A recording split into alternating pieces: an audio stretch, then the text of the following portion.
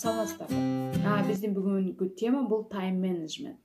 Жана бүгүнкү темабыздын максатын көрсөткөн цитатадан баштайлы. Вот. Самая главная причина всех наших неудач – это отсутствие терпения. Переведем на кыргызский. Биздин жолу болбостугубуздун негизги себеби бул сабырсыздык деп турулат. И вот ар бир видео бир себеп болот, ошол себептен кийин вот причина есть, и ушул видео тартылат, понимаете? И бул ушул бүгүнкү видеонун тартылуусунун эки себеби болду. Вот первая причина, вот моя сестренка, менин сиңдим, которая младше меня, по-моему, на 10 лет, 10 жаш кичүү сиңдим, вот тайм менеджмент жөнүндө видео тартыңыз. Потому что биз жаштар азыр убакытты туура пайдаланууну билбейбиз, интернетти туура пайдаланууну билбейбиз, убактыбызды текке кетиребиз деген сунушун айткан болчу. Видите, какая умница, потом вторая причина, мен ал сунушун айткандай көрүп, да, тартыш керек, потому что эта тема и близка мне, бул тема мага да жагат, мага да керектүү тема.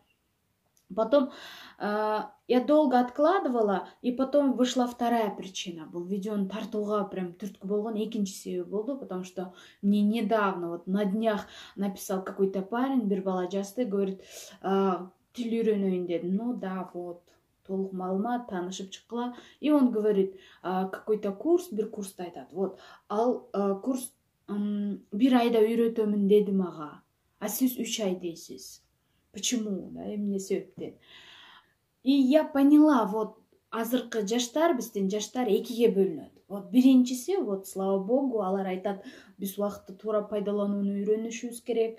Вот интернетке алаксыбастан, вот надо вот так деп өз максатына жетүү үчүн аракет кылган болсо, экинчи жаштарыбыз, вот у них как бы, да, вот мен орус тилин үйрөнүшүм керек, мага оңой жолун айтыңыз. Ну, мен желательно эч жака барбайын, дивандан турбайын, акчамды коротпойын, бир ай эмес, давайте бир күндө эле үйрөтүп салыңыз, но мен ал убакытта уктап турайын.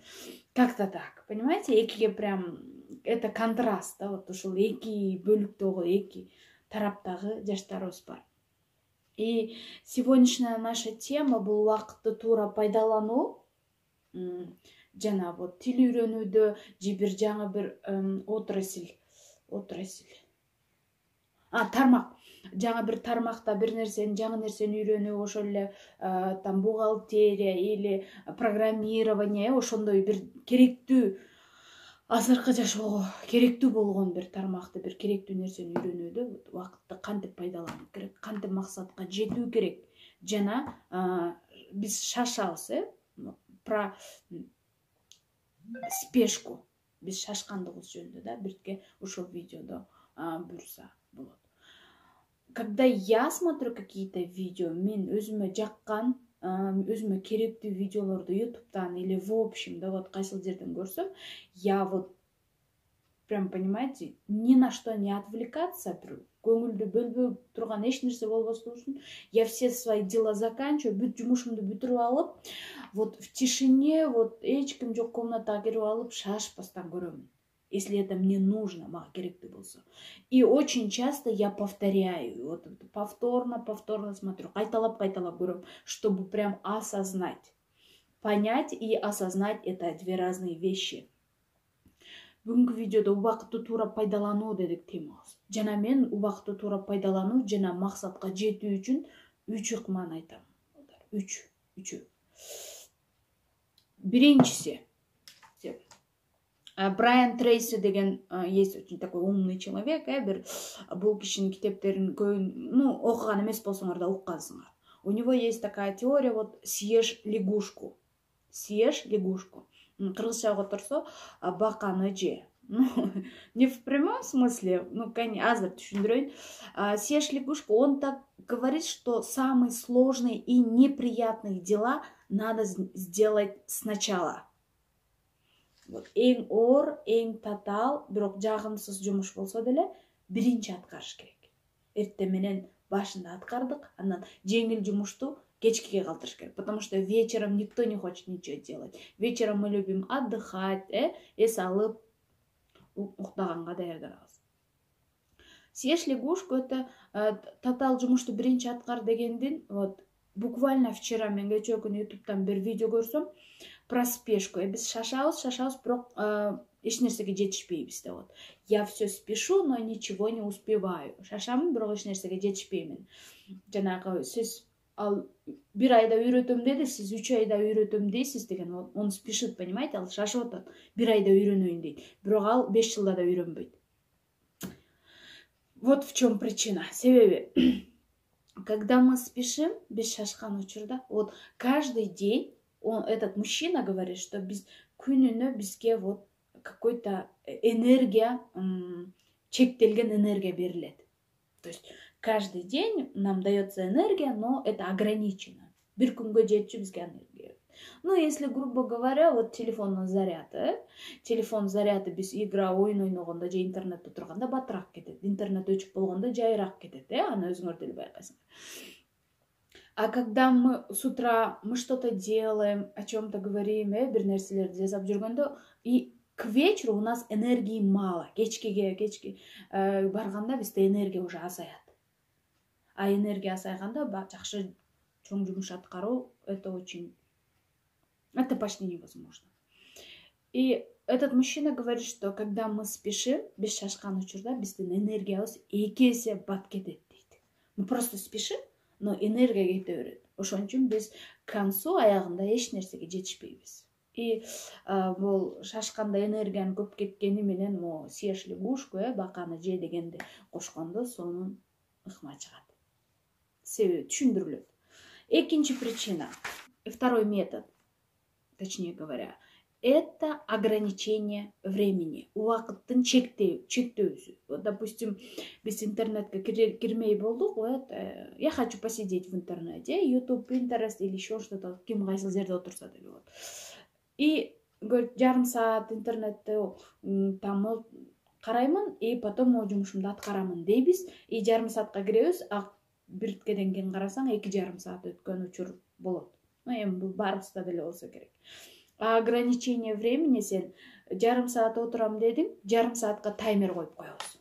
Таймерди койдук, и мы просто сидим, смотрим фотки, видео, что угодно, и жарым сааттан кийин таймер болду. А значит, мен айткан убакыт болду, и надо вот ошол жумушумду аткарышым керек. Точно так же окууда деле, билим алууда деле.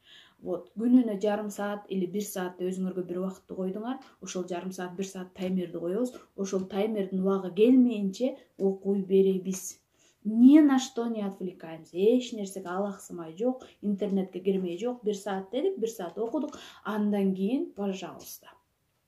Понимаете, экинчи бул ыкма бул убакыттын чектелүүсү.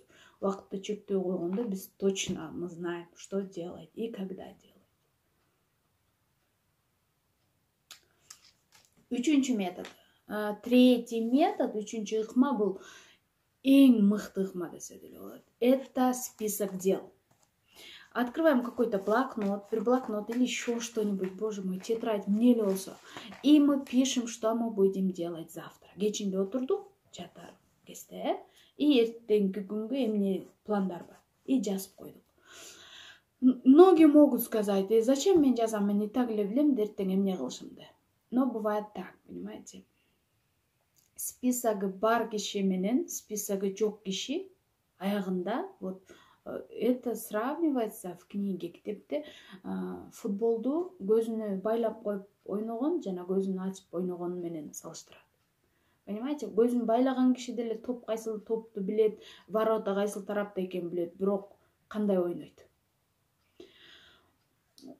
Когда мы составляем список, у нас в голове прям очень много мыслей, понимаете. Бир нерсеге алаксыздагандай болдуң, унутуп калдың да анан вечером я же собиралась вот это сделать. Могу жазайым дебедим беле. Ой, эртең жазайым дейт, и эртең кайра, ну, в общем, вы меня поняли, да, вот. И ушел список боюнча. Я недавно наткнулась в интернете, прям очень хорошее выражение. Ушул выражение мага көп жардам берген, и мен ушул эме менен сиздер менен бөлүшөйүн. Это на русском, бул орусча, биринчи орусчасын окуп берем, жана кыргызчага которуп бергенге аракет кылам. Как превратить свою мечту в реальность? Мечта, написанная на бумагу с датой, превращается в цель. Цель, разбитая на множество шагов, превращается в план. План при поддержке действия превращает мечту в реальность. Попробуем перевести на кыргызский. Кыргызчага турганга аракет кылалы. Кыялдарыбызды кантип чындыкка айлантабыз эле. Биринчи, мечта, написанная на бумагу с датой, превращается в цель. Кыялдар кагазга дата менен число убактысы менен мен ушунча убакыттан кийин дегендей убактысы менен жазылган кыялдар максатка айланат кагазга түшсө. А цель, разбитая на множество шагов, превращается в план дейт.